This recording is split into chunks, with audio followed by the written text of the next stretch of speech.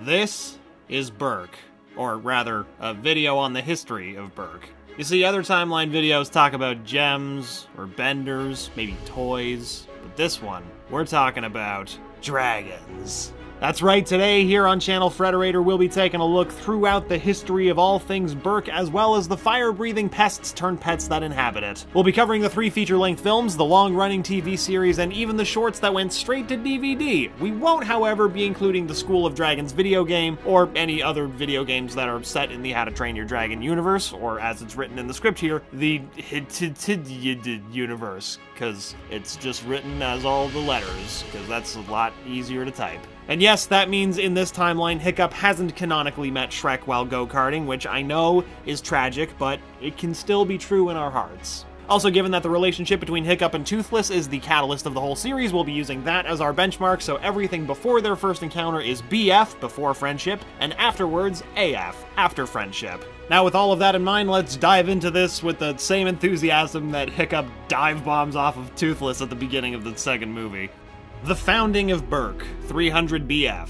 A group of settlers arrive on the Isle of Berk, a small, cold island just 12 days north of Hopeless and a few degrees south of freezing to death. Those are both real places, by the way. They are my current position in life and the bus stop outside my house in the middle of winter, respectively. The island is located on the Meridian of Misery in the Barbaric Archipelago, a series of islands between the Greenland and Norwegian seas. During the settlers' journeys across the seas, they create several myths and legends about dragons, the creatures that plague their everyday lives. One of the most notable legends is that of the Hidden World, a forbidden land at the edge of the world where it's said that all the dragons once came from. This legend gets passed down through the ages by the newly formed Hairy Hooligan tribe, the Vikings that settle on Berk. Hamish I is the first chieftain of the Hooligans. Naturally, I mean, it's in his name. He's been described as the most successful leader in the history of Berk and accumulates a vast wealth of treasure throughout his life. Far off from Berk lies a dragon's nest hidden behind a perpetual wall of mist. A particularly vicious red death dragon instills fear in all dragons who live there. This beast forces the weaker dragons to give up a bunch of their food if they don't want to get killed, so the dragons become desperate to meet their lord's demands, so they begin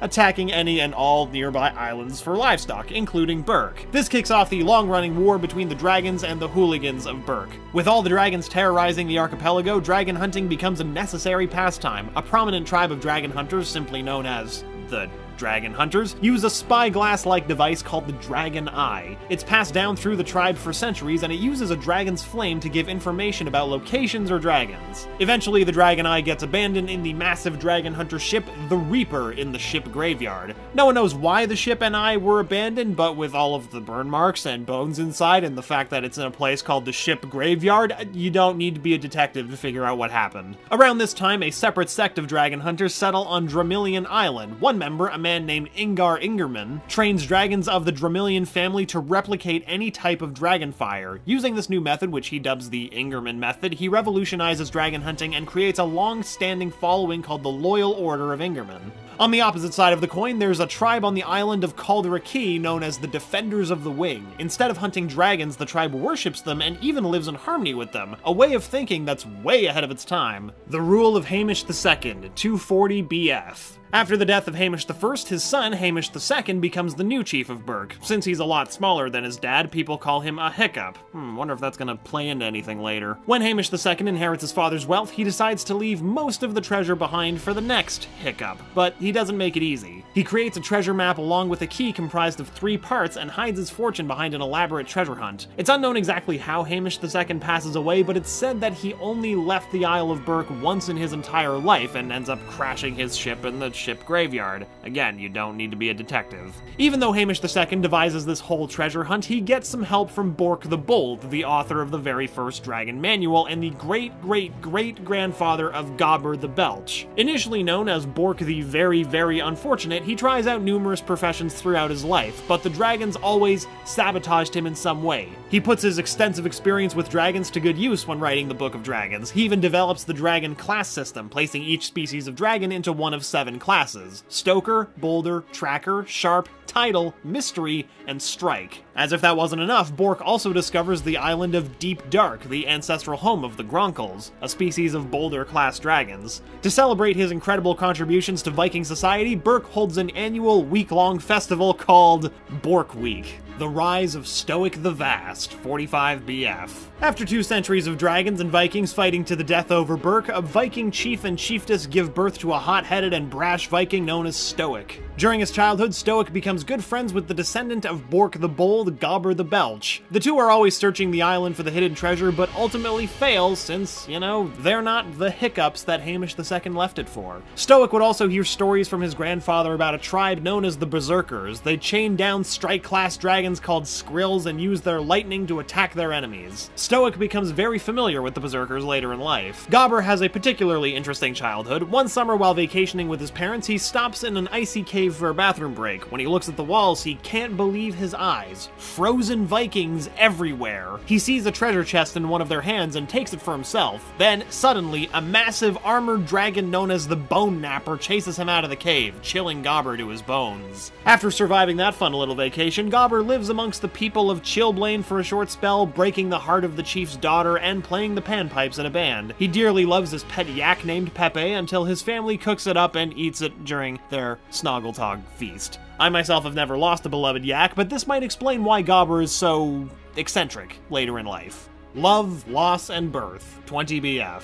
Aside from Gobber, Stoic's also very good friends with a man named Alvin. One night during a particularly nasty dragon raid, Stoic and Alvin encounter a monstrous nightmare, the deadliest species of Stoker-class dragon. The two get into a heated argument over how they should handle fighting the beast and evacuating citizens. Alvin defies Stoic's direct orders and acts on his own, resulting in several casualties for the townsfolk. Presumably, this is when Gobber loses his left hand and right leg. From that point on, things are never the same between Stoic and Alvin. Once he's chief, Stoic banishes Alvin from Berk, forcing him to live out the rest of his days on Outcast Island. This action almost caused Stoic to be named Stoic the Vindictive, but thanks to his girth, he earns the moniker Stoic the Vast. With his missing limbs, Gobber can't participate in the war against dragons anymore, so he becomes the village smithy and provides the other Vikings with weapons to help in their endless battles. One day, out of nowhere, Oswald the Antagonistic and the Berserker tribe invaded Berk to take it for their own. During the battle, Stoic fights alongside a woman named Valka. After winning the battle, the two share a dance and sing For the Dancing and the Dreaming, a song that would represent their new love for years to come. Eventually, the hooligans and the berserkers would come to an understanding and even become allies in the coming years. Oswald the Antagonistic has a change of heart and becomes known as Oswald the Agreeable. Stoic even gives Oswald's newborn daughter a horn. Stoic and Valka eventually have a son, but he's born prematurely, so they name him Hiccup. During a dragon attack, a Stormcutter dragon breaks into their house. Stoic rushes to protect his son, but he's unable to save Valka and believes that she gets eaten by the dragon.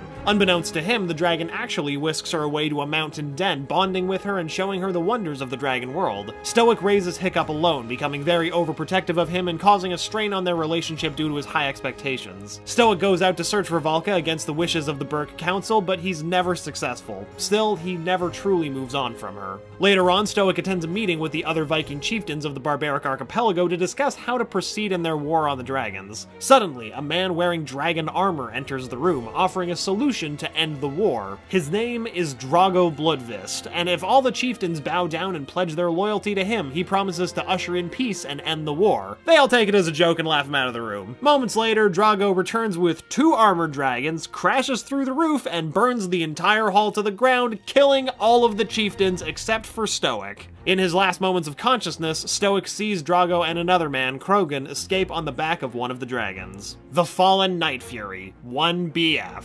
Despite the continued dragon raids, things are relatively calm on Berk. Stoic has become the perfect leader, with his son Hiccup as seen as more of a, well, hiccup.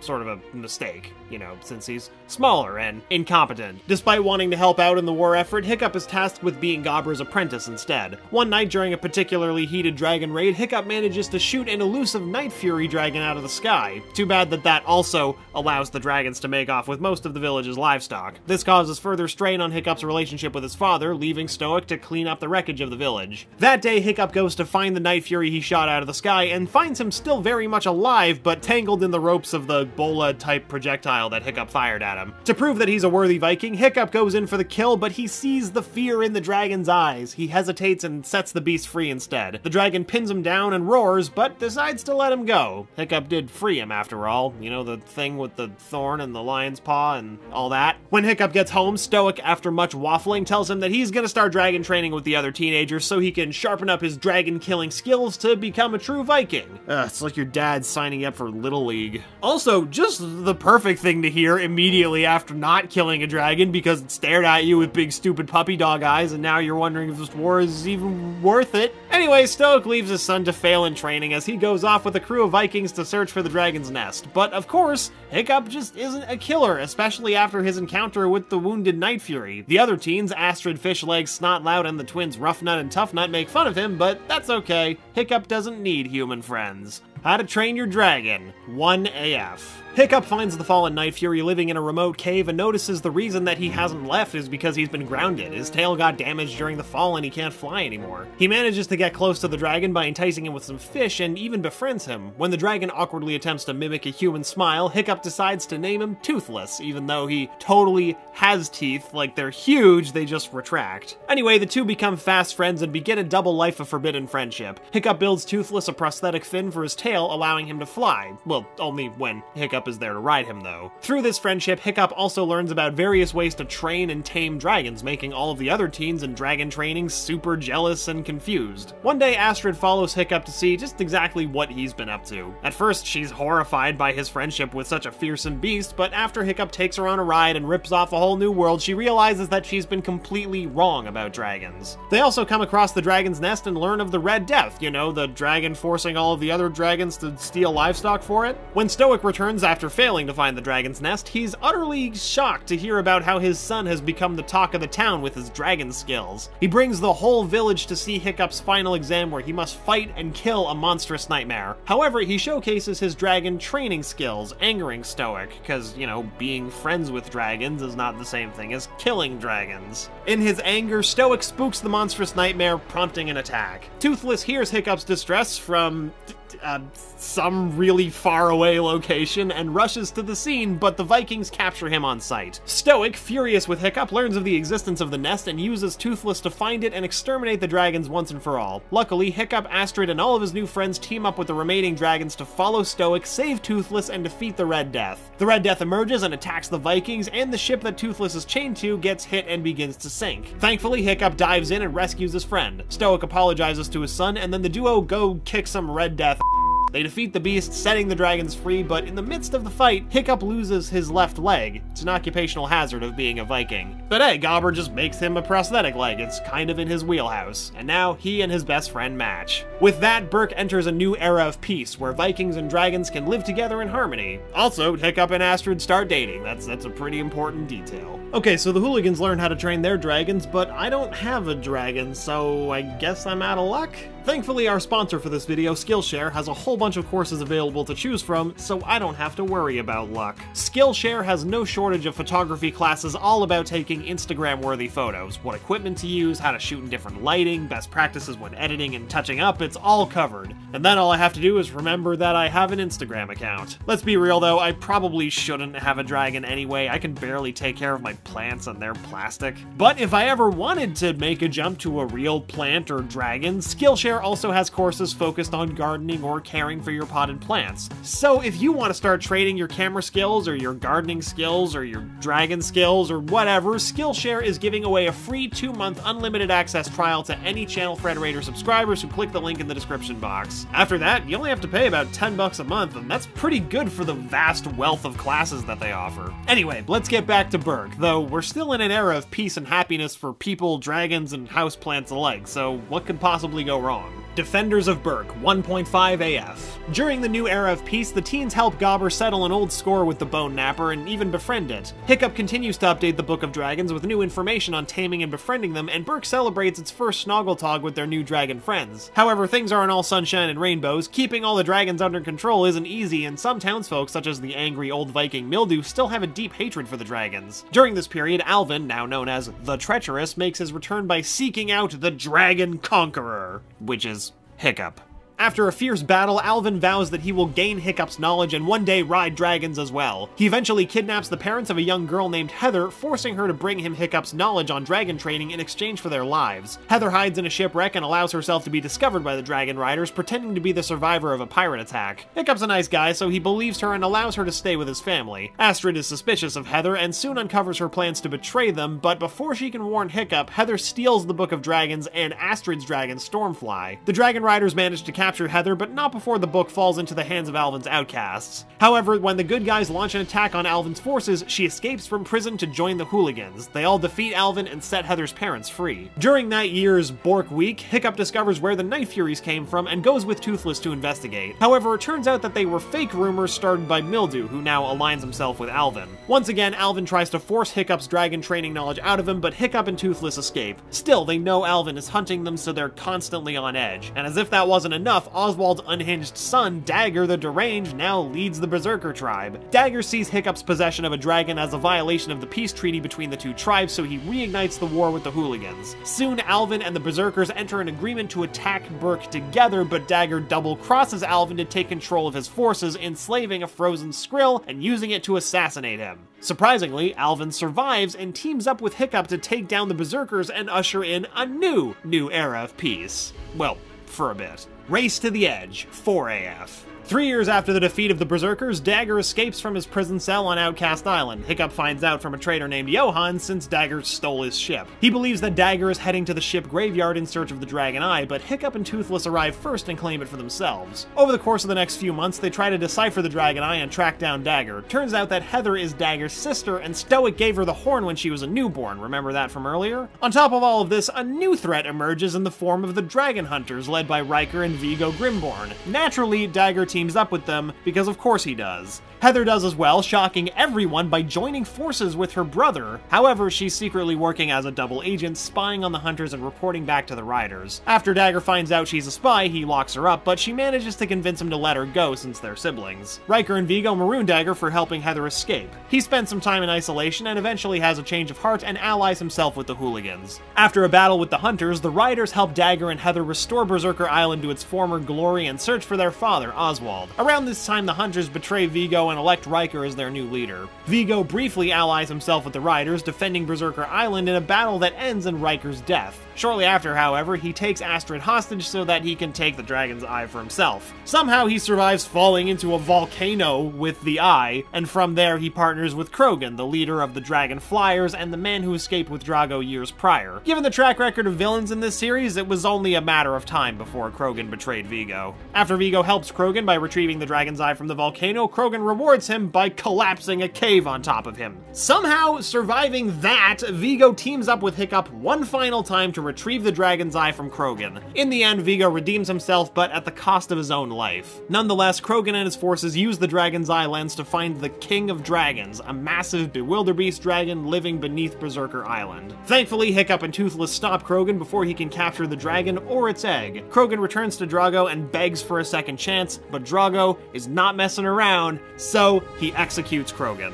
The Return of Drago, 5 AF. By now, Hiccup has made Berk a society that can coexist peacefully with dragons. They raise dragons around the island, have a dragon wash, fire prevention services, and all-you-can-eat feeding stations. It's a regular utopia. With Berk safe, Hiccup and Toothless venture out to chart unknown islands and expand their world. While on a distant island, a man named Eret attacks them. He's a dragon trapper who sells dragons to Drago. He warns them of Drago's impending return, and his men attempt to trap Toothless, but Astrid shows up and helps Hiccup and Toothless escape. Back on Berk, Hiccup tells his father of Drago, causing him to fortify the island and prepare for war. Hiccup asks Eret if he can meet with Drago to come to an agreement and avoid the war, but Stoic arrives and stops him before he can go to Drago. While flying amongst the clouds thinking of what to do, Hiccup encounters a rogue dragon rider who turns out to be his mother, Valka. She shows him the dragon sanctuary she's been living in all these years. When Stoic and Gobber catch up to Hiccup, Stoic is shocked and relieved to see his wife is still alive. However, the celebration is cut short when Drago attacks the sanctuary so he can capture the King of Dragons, the bewilderbeast that resides inside. Drago himself has his own bewilderbeast, which he controls through a barbaric torture method. He forces the two dragons to fight to determine who is the true alpha of all dragons, and his dragon emerges victorious. Hiccup flies in to stop him, but Drago uses his torture method to control Toothless and orders him to kill his own best friend. As Toothless goes in for the kill, Stoic jumps in the way to save his son. Devastated, Hiccup screams at Toothless to leave as he mourns his father's death. Stoic died, by the way. It didn't go well for him. They hold a funeral for him, and Drago and his bewildered beast freeze over Berk. After that good old end of second act, all is lost moment, Hiccup reunites with Toothless, reassuring him that it wasn't his fault, and the two go after Drago. In the end, Drago is defeated, Hiccup becomes the new chief of Berk, and Toothless becomes the new Alpha Dragon. Oh, and Valka comes back to live on Berk, and peace returns. Briefly, as it always does. The Hidden World, 6 AF. 1 year later, Hiccup and his friends continue to rescue dragons from hunters and trappers. When Hiccup remembers the mythical hidden world that his father spoke of, he searches for it to secure a true safe haven for the dragons. A group of warlords capture a female Night Fury, a Light Fury, and give her to a dragon hunter named Grimmel the Grizzly. He's the man responsible for nearly wiping out the Night Furies in the first place. To finish the job, Grimmel plans to use the Light Fury as bait to capture Toothless. Toothless encounters the Light Fury and falls in love, and Hiccup's happy for him. That night, Grimmel introduces himself to Hiccup and burns his house to the ground. That's a little rude. Hiccup realizes that Berk is no longer safe, and they must search for a new Berk, because just like Asgard, Berk is a people, not a place. Settling on a new temporary island, Hiccup builds a new tail for Toothless, allowing him to fly on his own, finally. Toothless flies off to find the Light Fury on his own, while Grimmel and his forces follow closely behind. In their search for Toothless and the Light Fury, Hiccup and Astrid discover the hidden world and find that Toothless is happy there. Toothless takes them back to New Berk, and Hiccup realizes that humans have no business being in the hidden world. He's gonna have to say goodbye to his best friend, and it's not gonna be easy. Suddenly, Grimmel attacks and captures the two dragons. Hiccup and the gang go after Grimmel, defeating him and saving the dragons. However, Hiccup knows that dragons will never truly be safe as long as there are humans who will harm them. The hooligans set their dragons free, and Toothless says goodbye to his dear friend Hiccup as the dragons return to the hidden world. Reunion, 15 AF, which is like a 9-year time skip. Hiccup and Astrid marry and have two children named Zephyr and Nothink. The family sets sail to the hidden world's entrance to visit the dragons. When they get there, Toothless is guarding the entrance with the Light Fury and their offspring. At first, he doesn't recognize Hiccup and attacks. But after remembering his scent, he immediately gives his old friend a big fat lick. I don't like that line. Can I say something else? No, I'm not gonna say a thick lick. Whatever, Hiccup vows that until humans can live peacefully with dragons, they must stay within the hidden world while the hooligans of Berk guard their secret. And there it is, 10 years of films, shorts, TV shows, comics, a whole bunch of stuff with the beautiful friendship between a boy and his dragon bat cat thing at the center of it all. As always, thank you for watching this video. Be sure to subscribe to Channel Frederator for more timelines and awesome videos. I've been Jacob, and remember, Frederator loves you.